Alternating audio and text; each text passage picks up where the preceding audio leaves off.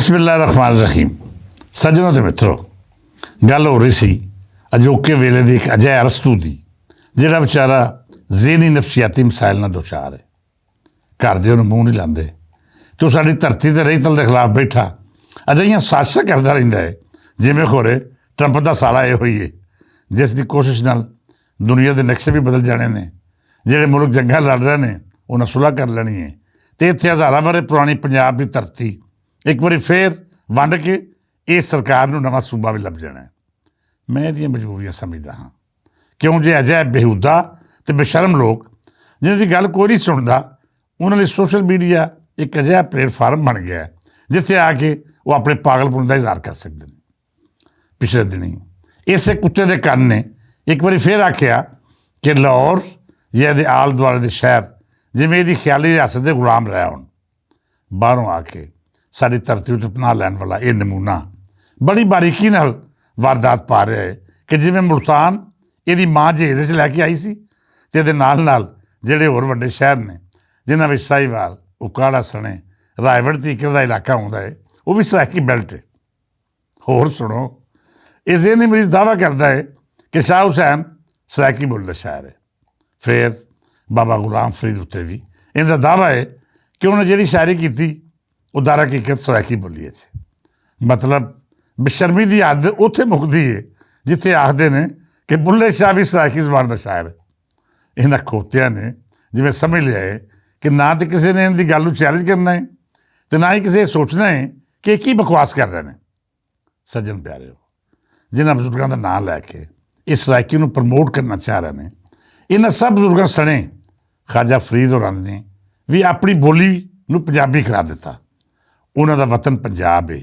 ਇਸ ਵਤਨ ਲਈ ਉਹਨਾਂ ਦੇ ਕਲਾਮ ਵਿੱਚ ਕਈ ਥਾਵਾਂ ਉੱਤੇ ਮੁਹੱਬਤ ਦਾ ਅਜਿਹਾ ਇਜ਼ਹਾਰ ਹੈ ਜਿਹਨੂੰ ਅਸੀਂ ਮਿਸਾਲ ਦੇ ਹਵਾਲੇ ਦੇ ਤੌਰ 'ਤੇ ਪੇਸ਼ ਕਰਨੇ ਹਾਂ।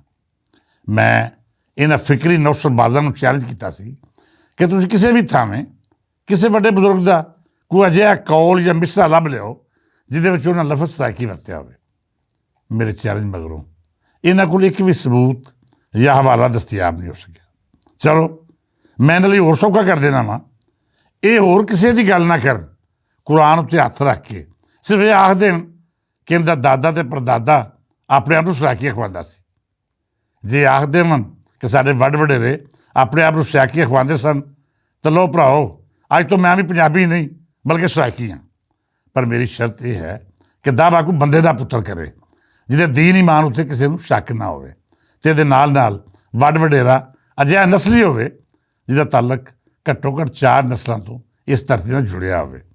ਮਤਲਬ ਕੋਈ ਵੀ ਅਜਿਹਾ ਸ਼ਖਸ ਜਿਹਦਾ ਵਜੂਦ 1962 ਤੋਂ ਪਹਿਲਾਂ ਹੈ ਸੀ, ਉਹ ਸ਼ਖਸ ਸਾਬਤ ਕਰ ਦੇ ਕਿ ਉਹਨੇ ਲਫ਼ਜ਼ ਸਰਾਇਕੀ ਕਦੀ ਜ਼ਿੰਦਗੀ ਸੁਣਿਆ ਹੋਵੇ ਤਾਂ ਗੱਲ ਇੱਥੇ ਮੁੱਕ ਜਾਏਗੀ। ਇਹਨਾਂ ਬਦਬਖਤਾਂ ਅਤੇ ਘਟੀਆ ਅਤੇ ਕਮੀਨੇ ਲੋਕਾਂ ਬਜ਼ੁਰਗਾਂ ਨੂੰ ਨਤਾਰਾ ਕੀ ਕਰਵਾਉਣਾ, ਇਹਨਾਂ ਉੱਤੇ ਆਪਣੇ ਘਰੋਂ ਹੀ ਗਵਾਹੀ ਨਹੀਂ ਲੱਭਣੀ। ਕਿਉਂ ਜੇ ਲਫ਼ਜ਼ ਸਰਾਇਕੀ ਉਹ ਸਟੈਬਲਿਸ਼ਮੈਂਟ ਦੀ ਇਜਾਦ ਹੈ ਜਿਹੜੀ ਪੰਜਾਬ ਦੇ ਵਜੂਦ ਵਿੱਚ ਦਰਾਰ ਪਾ ਕੇ ਆਪਣੀ ਮਜ਼ਬੂਤੀ ਅਤੇ ਤਾਕਤ ਲਈ ਇਸ ਧਰਤੀ ਨੂੰ ਕਮਜ਼ੋਰ ਬਣਾਉਣਾ ਚਾਹੁੰਦੀ ਸੀ। ਇਹ 60 ਦੇ ਦਹਾਕੇ ਦੀ ਗੱਲ ਹੈ ਜਦੋਂ ਅਯੂਬ ਦੀ ਅਮਰੀਅਤ ਦੇ ਵਤਨ ਵਿੱਚੋਂ ਇਹਨਾਂ ਦੀ ਪੰਜਾਬ ਦੁਸ਼ਮਣੀ ਸਰਾਇਕੀ ਲਫ਼ਜ਼ ਦੀ ਇਜਾਦ ਬਣ ਕੇ ਵਜੂਦ 'ਚ ਆਈ। ਤੁਸੀਂ ਇਹਨਾਂ ਦੀ ਬੇਸ਼ਰਮੀ ਦਾ ਅੰਦਾਜ਼ਾ ਕਰੋ ਕਿ ਇਹਨੇ ਪੰਜਾਬ ਦੇ ਹਜ਼ਾਰਾਂ ਵਰ੍ਹੇ ਪੁਰਾਣੇ ਉਸ ਵਿਰਸੇ ਉੱਤੇ ਕਾਬਜ਼ ਹੋਣ ਦੀ ਕੋਸ਼ਿਸ਼ ਕੀਤੀ ਜਿਸ ਉੱਤੇ ਇਸ ਤੋਂ ਪਹਿਲੋਂ ਕਦੀ ਵੀ ਕੋਈ ਇਖਤਲਾਫ ਨਹੀਂ ਸੀ ਹੋਇਆ। ਇਹ ਬਾਰ-ਬਾਰ ਆਖਦੇ ਨੇ ਕਿ ਮੁਲਤਾਨ ਹਜ਼ਾਰਾਂ ਵਰ੍ਹੇ ਪੁਰਾਣਾ ਹੈ। ਉਹ ਅਜਿਹੇ ਹਵਾਲੇ ਵੀ ਦਿੰਦੇ ਨੇ ਜਿਨ੍ਹਾਂ ਵਿੱਚ ਦੇਸ਼ ਪੰਜਾਬ ਦੀ ਸਕਾਫਤ ਦਾ ਰੂਪ ਵਿਖਾਈ ਦਿੰਦਾ ਹੈ, ਪਰ ਇੰਤਹਾਈ ਢੀਠ ਭੁਰੇ ਨਾਲ ਉਸ ਸਕਾਫਤ ਨੂੰ ਇੱਕ ਨਵੇਂ ਨਾਂ ਨਾਲ ਜੋੜ ਕੇ ਸਾਬਤ ਕਰਨਾ ਚਾਹੁੰਦੇ ਨੇ ਜਿਵੇਂ ਕੋਈ ਹੋਰ ਰਹਿਤਲ ਹੈ। ਪਰ ਇਹਨਾਂ ਦੀ ਬਦਕਿਸਮਤੀ ਇਹ ਵੇ ਕਿ ਪੰਜਾਬ ਦਾ ਸੂਝਵਾਨ ਅਤੇ ਮੁਅਰਖ ਗਾਫਲ ਨਹੀਂ। ਅੱਜ ਇਹਨਾਂ ਦਾ ਮੱਕੂ ਠੱਪਣ ਲਈ, ਇਹਨੂੰ ਫਿਕਰੀ ਹਵਾਲੇ ਨਾਲ ਕੂੜ ਸਾਬਤ ਕਰਨ ਲਈ ਮੁਦੱਸਰ ਇਕਬਾਲ ਭੱਟ ਵੀ ਮੌਜੂਦ ਹੈ ਅਤੇ ਹਰ ਉਹ ਪੰਜਾਬੀ ਮੈਦਾਨ ਵਿੱਚ ਖੜ੍ਹਾ ਬਾਰ-ਬਾਰ ਚੈਲੰਜ ਦੇ ਰਿਹਾ ਹੈ ਜਿਹੜਾ ਜ਼ਬਾਨੀ ਕਲਾਮੀ ਝੂਠੋ ਝੂਠ 40 ਥਾਵੇਂ ਹਰ ਗੱਲ ਦਲੀਲ ਅਤੇ ਤਾਰੀਖ ਦੇ ਹਵਾਲੇ ਨਾਲ ਕਰਦਾ ਹੈ। ਸੱਜਣ ਪਿਆਰਿਓ, ਮੈਂ ਹਮੇਸ਼ਾ ਤੋਂ ਸਿੰਧ ਦੀ ਸਕਾਫਤ ਅਤੇ ਸੂਝ ਦਾ ਮੁਹਤਜ ਰਿਹਾ ਹਾਂ। ਸਿੰਧੀ ਅਤੇ ਪੰਜਾਬੀ ਦੋਵੇਂ ਮਾਂ ਜਿਹੀਆਂ ਭੈਣਾਂ ਨੇ। ਉਹਨਾਂ ਦੀ ਜੁੜਤ ਇੱਕੋ ਤਹਿਜ਼ੀਬ ਨਾਲ ਹੈ। ਦਰਿਆ ਸਿੰਧ ਨਾਲ ਜੁੜੀ ਇਸ ਤਹਿਜ਼ੀਬ ਨੇ ਇਸ ਪੂਰੀ ਵਾਦੀ ਨੂੰ ਆਜ਼ਾਦੀ ਦਿੱਤੀ। ਇੱਥੇ ਵਸਣ ਵਾਲਿਆਂ ਨੂੰ ਜਿਉਣ ਦਾ ਢੰਗ ਸਿਖਾਇਆ ਅਤੇ ਦੱਸਿਆ ਕਿ ਜਦੀਦ ਸ਼ਹਿਰੀ ਜ਼ਿੰਦਗੀ ਦਾ ਹਵਾਲਾ ਕੀ ਹੋ ਸਕਦਾ ਹੈ। ਇਸ ਤਹਿਜ਼ੀਬ ਨੇ ਬੈਰੂਨੀ ਹਮਲਾਵਰਾਂ ਦਾ ਵੀ ਸਾਹਮਣਾ ਕੀਤਾ ਅਤੇ ਇਹਦੇ ਨਾਲ ਆਪਣਾ ਵਜੂਦ ਬਰਕਰਾਰ ਰੱਖਦੇ ਹੋਇਆਂ ਅੱਜ ਦੀ ਦੁਨੀਆ ਦੀਆਂ ਵੱਡੀਆਂ ਤਹਿਜ਼ੀਬਾਂ 'ਚ ਸ਼ੁਮਾਰ ਹੁੰਦੀ ਹੈ। ਹੁਣ ਜਦ ਅਸੀਂ ਸਿੰਧੀ ਅਤੇ ਪੰਜਾਬੀ ਕਲਚਰ ਦਾ ਮੁਆਜ਼ਨਾ ਕਰਦੇ ਹਾਂ ਤਾਂ ਫਿਰ ਸਾਨੂੰ ਇਹਨਾਂ ਦੋਵਾਂ 'ਚ ਕੋਈ ਬਹੁਤ ਜ਼ਿਆਦਾ ਫਰਕ ਮਹਿਸੂਸ ਨਹੀਂ ਹੁੰਦਾ। ਜ਼ਾਹਰ ਹੈ ਸੈਂਕੜੇ ਮੀਲ ਦਾ ਫਰਕ ਹੈ, ਇਹਦੇ ਨਾਲ ਹਜ਼ਾਰਾਂ ਸਾਲ ਵੀ ਬੀਤ ਚੁੱਕੇ ਨੇ। ਲਿਹਾਜ਼ਾ ਬਹੁਤ ਸਾਰੀਆਂ ਤਬਦੀਲੀਆਂ ਇਸ ਫਾਸਲੇ ਨੇ ਪੈਦਾ ਕੀਤੀਆਂ ਜਿਹੜਾ ਸ਼ਹਿਰੀ ਆਬਾਦੀਆਂ 'ਚ ਮੌਜੂਦ ਸੀ। ਇਸ ਫਾਸਲੇ ਨੂੰ ਜੇਕਰ ਅਸੀਂ ਇੱਕ ਤਸਲੀਮ ਕਰ ਲਈਏ ਅਤੇ ਆਖੀਏ ਕਿ ਸਿੰਧੀ ਅਤੇ ਪੰਜਾਬੀ ਸਕਾਫਤ ਵੱਖੋ ਵੱਖ ਹਵਾਲਾ ਰੱਖਦੀਆਂ ਨੇ ਅਤੇ ਫਿਰ ਤੁਹਾਨੂੰ ਇਹ ਜ਼ਰੂਰ ਮੰਨਣਾ ਪਏਗਾ ਕਿ ਪੰਜਾਬੀ ਰੇਤਲ ਦਾ ਫੈਲਾਓ ਸਿੰਧੀ ਰੇਤਲ ਤੋਂ ਕਿਤੇ ਜ਼ਿਆਦਾ ਹੈ। ਸਿੰਧੀ ਕਲਚਰ ਜੇਕਰ ਉਹ ਹੈ ਜਿਹੜਾ ਪੰਜਾਬ ਤੋਂ ਮੁਕੰਮਲ ਤੌਰ 'ਤੇ ਵੱਖ ਵਾਲੀ ਦਿੰਦਾ ਹੈ ਅਤੇ ਫਿਰ ਉਹ ਬਹੁਤ ਥੋੜ੍ਹੇ ਜਿਹੇ ਇਲਾਕੇ 'ਚ ਮੌਜੂਦ ਹੈ। ਤੁਸੀਂ ਸਿੰਧ ਦੀ ਵਾਦੀ ਦੇ ਮਖਸੂਸ ਹਿੱਸਿਆਂ ਦੀ ਗੱਲ ਕਰ ਸਕਦੇ ਹੋ ਜਾਂ ਫਿਰ ਇਹ ਆਖ ਸਕਦੇ ਹੋ ਕਿ ਇੱਕ ਮਖਸੂਸ ਕੌਮ ਪਰ ਸਿੰਧੀ ਸਿਆਸੀ ਸਫਰ ਨੇ ਇਸ ਸਿਆਸੀ ਕਲਚਰ ਨੂੰ ਜ਼ਿੰਦਾ ਰੱਖਣ ਦੇ ਨਾਲ ਵਸੀਹ ਪੈਮਾਨੇ ਉੱਤੇ ਮੁਤਾਰਫ ਕਰਾਉਣ ਦੀ ਕੋਸ਼ਿਸ਼ ਕੀਤੀ, ਜਿਹਦੇ ਵਿੱਚ ਪੀਪਲ ਪਾਰਟੀ ਦਾ ਬਹੁਤ ਵੱਡਾ ਕਿਰਦਾਰ ਹੈ। ਹੋਣਾ ਵੀ ਚਾਹੀਦਾ ਹੈ। ਤੁਹਾਨੂੰ ਆਪਣੀ ਰੇਤਲ 'ਤੇ ਮਾਣ ਕਰਨਾ ਚਾਹੀਦਾ ਹੈ। ਇਹਦੇ ਨਾਲ ਤੁਸੀਂ ਉਸ ਪਹਿਚਾਣ ਨੂੰ ਜ਼ਿੰਦਾ ਰੱਖੋਗੇ ਅਤੇ ਤਾਂ ਹੀ ਤੁਹਾਡਾ ਸਿਰ ਉੱਚਾ ਹੋਵੇਗਾ ਜਿਹੜੀ ਸਕਾਫਤ ਤੁਹਾਡੇ ਵੱਡ ਵਡੇਰਿਆਂ ਦੀ ਪਹਿਚਾਣ ਰਹੀ।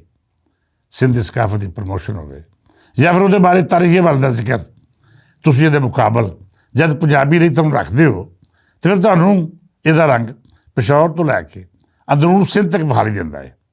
ਉਧਰੋਂ ਝੰਗ ਦੇ ਸ਼ਹਿਰ ਵਿੱਚ ਵੀ ਇਹਦਾ ਅਰੂਜ ਹੈ ਅਤੇ ਇਹਦੇ ਨਾਲ ਫਿਰੋਜ਼ਪੁਰ ਤੋਂ ਲੈ ਕੇ ਜਲੰਧਰ ਅਤੇ ਅੰਮ੍ਰਿਤਸਰ ਤੀਕਰ ਤੁਹਾਨੂੰ ਇਸ ਰੇਤਲ ਦਾ ਰੂਪ ਪੂਰੇ ਜੋਬਨ 'ਤੇ ਵਿਖਾਈ ਦਿੰਦਾ ਹੈ।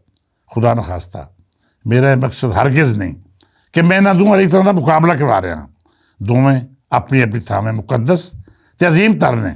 ਮੈਂ ਸਿਰਫ ਇੰਨੀ ਗੁਜ਼ਾਰਿਸ਼ ਕਰ ਰਿਹਾ ਹਾਂ ਕਿ 5 ਦਰਿਆਵਾਂ ਦੀ ਧਰਤੀ ਉੱਤੇ ਜਿਸ ਰੇਤਲ ਨੇ ਤਰੱਕੀ ਦਾ ਸਫ਼ਰ ਤੈਅ ਕੀਤਾ ਉਹਨੇ ਸ਼ਹਿਰੀ ਜ਼ਿੰਦਗੀ ਅਤੇ ਮੁਆਸ਼ਰਤ ਨੂੰ ਉਹ ਅਰੂਜ ਬਖਸ਼ਿਆ ਜਿਸ ਤੋਂ ਮੁਤਾਸਰ ਹੋ ਕੇ ਦੂਜੀਆਂ ਰੇਤਲਾਂ ਨਾਲ ਜੁੜ ਰੱਖਣ ਵਾਲੇ ਲੋਕ ਵੀ ਇੱਥੇ ਆਣ ਵਸੇ। ਪੰਜਾਬ ਦੀ ਰੇਤਲ ਦੀ ਅਜ਼ਮਤ ਦਾ ਤੁਸੀਂ ਇੱਥੋਂ ਅੰਦਾਜ਼ਾ ਕਰ ਸਕਦੇ ਹੋ ਕਿ ਇਹਦੀ ਮਾਂ ਜਾਈ ਅਤੇ ਇਹਦੇ ਬਰਾਬਰ ਦੀ ਰੇਤਲ ਸਿੰਧੀ ਵੀ ਇਹਦੇ ਅਸਰ ਤੋਂ ਨਹੀਂ ਬਚ ਸਕੀ।